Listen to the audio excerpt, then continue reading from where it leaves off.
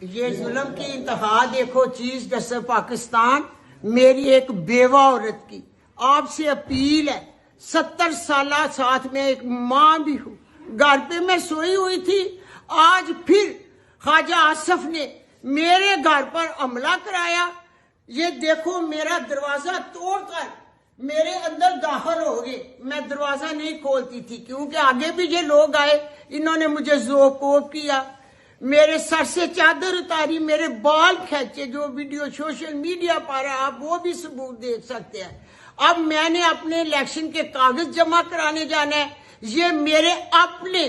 دل کی آواز ہے، میں نے اپنی حدیث اور سنت اور اپنے قرآن کے مطابق یہ فیصلہ کیا ہے۔ کوئی مجھے ذوق کر کے اپنا ٹارچر کر کے اپنی من منی نہیں مروا سکتا۔ دیکھو میرے گھر پہ انہوں نے میری قمیض کو پھاڑ ڈالا، جو کچھ انہوں نے کیا ہے، میری آپ سے اپیل ہے کہ یہ کیا ہو رہا ہے پوچھیں ان لوگوں سے، یہ ہمارا پاکستان ہے۔ خواجہ آصف میرا چیلنج ہے کہ میرے گھر کو پڈوسر سے بھی ڈھیر لگا دو اور میدان میں آؤ،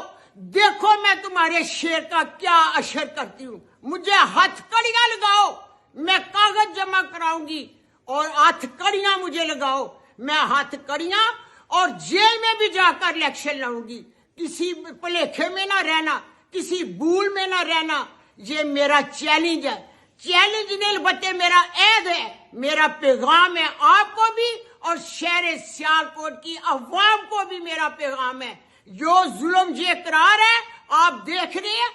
آپ نے میرے کاغذ جمع کرانے کا سن کے 20 لوگ پولیس کی آدھی رات میرے گھر پہ بھیج دی گئے اور مجھے ذوق کر کے دیے ہیں۔